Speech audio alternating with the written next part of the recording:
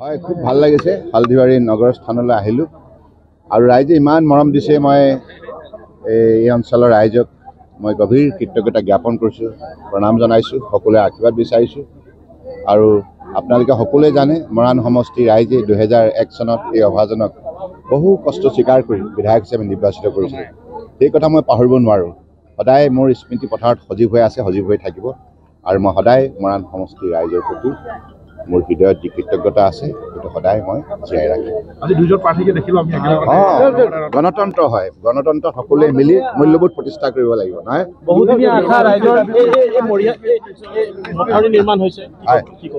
Definitely, কাৰণ ৰাইজে সেইখিনি কাম কৰাটো বিচাৰিছিল, গতিকে সেই কাম কৰা হৈছে। মই শুভেচ্ছা দিছোঁ। এই ঐতিহাসিক থানখনত আমি হালধিবাৰী থানত আশ্ৰয় ল'বলৈ মই আহিছিলোঁ আৰু আমি সকলোৱে জানো যে এইখন আহোম ৰাজশাসনৰ সময়ত প্ৰতিষ্ঠা কৰা এখন থান। ইয়াৰ এটা ঐতিহ্য জড়িত হৈ আছে আৰু অসমৰ বিভিন্ন প্ৰান্তৰ পৰা ভক্তপ্ৰাণ ৰাইজ আহে নিজৰ পৰিয়ালৰ ভালৰ কাৰণে বা সমাজৰ ভালৰ কাৰণে।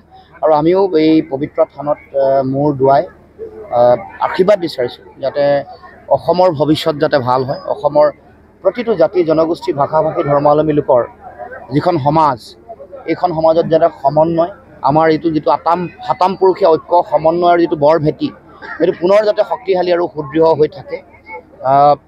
সমাজ জীৱনত সাম্প্ৰতিক সময়ত যিবোৰ সৃষ্টি হোৱা সংকট, জাতীয় সংকট, এইবোৰো যাতে নাইকিয়া হয়।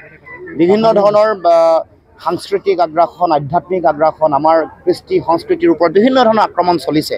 গতিকে তেনেকুৱা এটা সময়ত আমি সমাজ জীৱনৰ পৰা সাম্প্ৰদায়িকতা, ঘৃণা, মানুহৰ মাজত সংকীৰ্ণতা, বিভাজন, এইবোৰ নাইকিয়া কৰি এখন সুন্দৰ অসমীয়া সমাজ গঢ়িব লাগিব।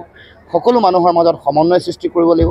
গতিকে আজি ভগৱানৰ চৰণত শতকোটি প্ৰণিপাত জনাই আশীৰ্বাদ বিচাৰিছোঁ যাতে অসমৰ জাতীয় জীৱনৰ ভাল হয়, আমাৰ সকলোৰে যাতে ভাল হয়।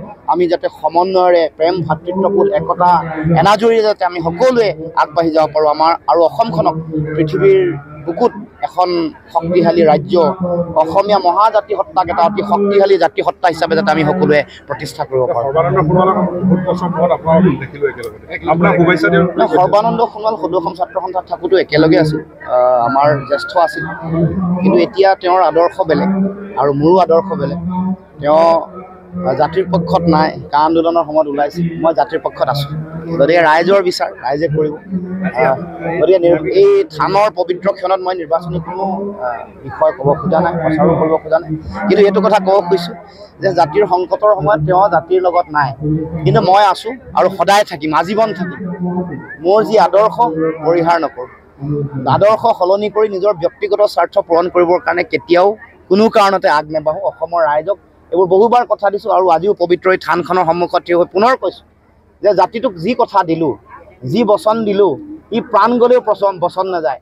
জাতিৰ সংকটৰ ক্ষণত জাতি, মাটি, ভেটি সুৰক্ষাৰ কাৰণে প্ৰয়োজনীয় সকলো ধৰণৰ যুঁজৰ কাৰণে, সংগ্ৰামৰ কাৰণে মই সদায় সাজু আছোঁ। আপোনাক শুভেচ্ছা দিয়া বুলি কৈছে, নিশ্চয়। মই কৈছোঁ যে তেখেতক কৈছোঁ যে তেখেতে যিহেতু আৰু 2 বছৰ আছেই, তেখেতে এইবাৰ নিৰ্বাচনত পৰাজিত হ'লেও তেওঁ ৰাজ্যসভাত থাকিবই। গতিকে এইবাৰ কৈছোঁ যে অন্ততঃ মই লোকসভালৈ যাওঁ, তেওঁতো জাতিৰ সংকটৰ সময়ত মনে মনে থাকে। কৈছোঁ যে আপুনিতো মনে মনে থাকে, নিমাতী কন্যা হৈ আপুনি নেতা হৈ থাকক, ডাঙৰ কথা নহয়। মোক যাবলৈ দিয়ক লোকসভাৰ মজিয়াত, মই দেখুৱাই দিম যে অসমতো যুঁজাৰু মানুহ আছে, অসমতো সিংহ পুৰুষ আছে। এইটো লোকসভাৰ মজিয়াত মই দেখুৱাই দিম। সেইকাৰণে শুভেচ্ছা দিছে, আপোনালোককো কৈছে শুভেচ্ছা দিয়া বুলি। নমস্কাৰ, মই অনুপম শইকীয়া। অসমৰ কাৰণে এটা সুন্দৰ খবৰ যে অসমৰ সংবাদ মাধ্যমত আৰু এটি ছেটেলাইট চেনেলে ইতিমধ্যে খোজ পেলাবলৈ লৈছে। গতিকে সেই চেনেলটি হৈছে এনি ভাৰত 24। মোৰ অফুৰন্ত শুভেচ্ছা জ্ঞাপন কৰিছোঁ আৰু সকলোৱে এই চেনেলটি আঁকোৱালি ল'ব, মৰম দিব, তাকেই কামনা কৰিছোঁ। থেংক ইউ ছ' মাছ।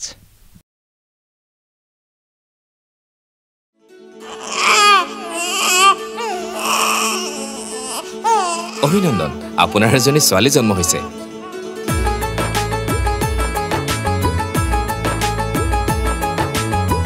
লাহি পাহি এজনী